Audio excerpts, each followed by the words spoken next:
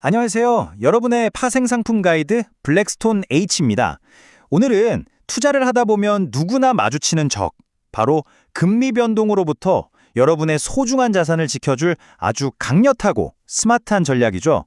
듀레이션 해징에 대해 속 시원하게 파헤쳐 보겠습니다. 자, 우리 바로 본론으로 들어가 볼까요? 제가 여러분께 질문 하나 던져볼게요. 만약에 시장 금리가 갑자기 쑥 오른다고 상상해 보세요. 여러분이 가지고 있는 그 채권 포트폴리오 과연 어떻게 될까요? 네, 맞습니다. 안타깝게도 대부분의 채권 가격은 떨어지게 돼 있어요. 왜냐하면 금리와 채권 가격은 꼭 시소처럼 반대로 움직이거든요. 한쪽이 올라가면 다른 쪽은 내려가는 거죠. 이걸 바로 우리가 금리 리스크라고 부릅니다. 채권 투자자라면 누구나 안고 가야 하는 숙제 같은 거죠. 이쯤 되면 이런 생각이 드실 거예요. 가상의 투자자, 클라라처럼 말이죠. 아니, 그럼 내 자산 가치가 떨어지는 걸 그냥 넋놓고 보고만 있어야 하나요? 이 위험을 눈으로 볼 수 있게 측정하고 미리 좀 대비할 방법은 없는 건가요? 하고 말이죠. 정말 좋은 질문입니다. 당연히 방법이 있습니다. 그리고 오늘 우리가 이 금리 리스크라는 적과 싸우기 위해 손해줄 강력한 무기가 바로 듀레이션입니다. 뭐랄까, 우리의 비밀병기 같은 거라고 할 수 있겠네요. 그럼 듀레이션이 대체 뭐냐고요? 아주 간단해요. 금리가 딱 1% 움직일 때 내 채권 가격이 몇 %나 예민하게 반응하는지 그 민감도를 숫자로 보여주는 겁니다. 다시 말해서 눈에 보이지 않는 금리 리스크를 정확하게 재는 측정기라고 생각하시면 딱 맞습니다. 자, 이 공식이 바로 듀레이션의 심장입니다. 화면에 크게 보이죠? 이 간단한 관계식만 있으면 우리는 금리가 변할 때 내 포트폴리오 가치가 얼마나 큰 타격을 입을지 미리 예측해 볼 수 있는 거예요. 클라라가 핵심을 정확히 짚었네요. 아하, 그럼 듀레이션 숫자가 크면 클수록 금리 변화에 더 위험하다는 뜻이군요. 그럼 이 위험을 아예 0으로, 제로로 만들어버리는 완벽한 방어 전략은 없나요? 네, 바로 그 이야기로 넘어가 보겠습니다. 바로 이 공식입니다. 이게 바로 완벽한 해칭을 위한 설계도예요. 화면에 보이는 이 공식을 쓰면 우리가 위험을 막기 위해 필요한 선물 계약의 수, 즉 N스타를 정확하게 계산해낼 수 있습니다. 내 포트폴리오의 리스크 크기를 우리가 사용할 선물의 리스크 크기로 나눠주는 거죠. 이것만 있으면 금리 리스크를 거의 0에 가깝게 만들 수 있습니다. 좋습니다. 이론은 이쯤 하고 이제 진짜 실전으로 들어가 봐야죠. 첫 번째 사례, 채권 포트폴리오를 직접 방어하는 상황을 한번 같이 풀어보겠습니다. 여기 한 펀드 매니저가 있다고 가정해 볼게요. 지금 1,000만 달러, 우리 돈으로 100억 원이 넘는 채권 포트폴리오를 굴리고 있고요. 듀레이션은 6.8년입니다. 이 매니저는 곧 금리가 오를 것 같아서 국채 선물로 이걸 막아보려고 해요. 그때 필요한 정보들이 바로 화면에 보이는 값들입니다. 자, 아까 봤던 우리 맞는 공식, 그 설계도에 이 숫자들을 그대로 한번 넣어볼까요? 분자에는 포트폴리오 가치랑 듀레이션을 곱해주고 분모에는 선불 계약 하나의 가치랑 듀레이션을 곱해서 나눠주면 네, 계산 결과 79.42라는 숫자가 나오네요.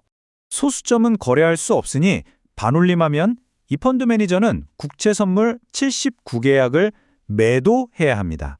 즉, 숏 포지션을 잡아야 한다는 거죠. 여기서 정말 중요한 포인트, 바로 산다가 아니라 판다는 겁니다. 바로 이 지점에서 클라라가 아주 날카로운 질문을 하네요. 아니, 잠깐만요. 위험을 피하려고 하는 건데 왜 선물을 사는 게 아니고 파는 거죠? 좀 헷갈려요. 이 질문에 대한 답이 바로 해징 전략의 심장입니다. 이 화면 하나로 모든 게 설명됩니다. 보세요. 금리가 오르니까 왼쪽, 원래 가지고 있던 채권 포트폴리오에서는 45만 달러 손실이 났죠. 하지만 동시에 오른쪽, 우리가 미리 팔아둔 선물 포지션에서는 금리가 올랐기 때문에 반대로 43만 달러 가까운 이익이 생기는 겁니다. 한쪽에서의 손실을 다른 쪽에서의 이익으로 거의 완벽하게 메꿔버리는 거죠. 이게 바로 시소의 원리를 이용한 해칭의 마법입니다. 좋습니다. 이 듀레이션 해징이 채권 포트폴리오에만 쓰이는 건 아니에요. 이번엔 좀 다른 케이스, 기업 입장에서 변동금리 대출이자가 올라갈 위험을 막는 두 번째 사례를 한번 살펴보겠습니다. 어떤 회사가 1,500만 달러를 변동금리로 빌렸다고 해보죠. 이 회사는 앞으로 금리가 올라서 이자 부담이 커질까봐 걱정이에요. 이럴 때는 단기 금리 변동 위험을 막는데 아주 유용한 유로달러 선물을 쓸 수 있습니다. 각 변수들은 화면에 보이는 것과 같고요. 자, 이번에도 똑같습니다. 우리의 맞는 공식에 숫자들을 대입해서 계산해보면 약 5계약의 유로달러 선물을 매도, 즉 숏 쳐야 한다는 답이 나옵니다. 보세요. 상황은 전혀 다르지만 문제를 푸는 열쇠는 완전히 똑같죠. 그래서 결과가 어떻게 됐을까요? 실제로 금리가 8.8%까지 오르면서 이 회사는 $10,000의 이자를 추가로 내야 했어요. 하지만 미리 준비해둔 선물 매도 포지션에서 $9,500의 이익이 발생하면서 그 추가 비용의 대부분을 막아낼 수 있었던 거죠. 정말 효과적이지 않나요? 자, 오늘 배운 내용 아주 간단하게 4단계로 정리해 드릴게요. 첫째, 내가 막고 싶은 위험이 금리 상승인지 하락인지 정확히 파악하고요. 둘째, 내 자산과 사용할 선물의 듀레이션을 계산합니다. 셋째, 우리의 핵심 공식을 이용해서 필요한 계약수를 딱 구해내고요. 마지막으로 그 계산된 수만큼 선물을 팔거나 사면 끝입니다. 간단하죠? 듀레이션 해칭, 분명히 엄청나게 강력한 도구입니다. 하지만 이게 과연 만능 해결책일까요?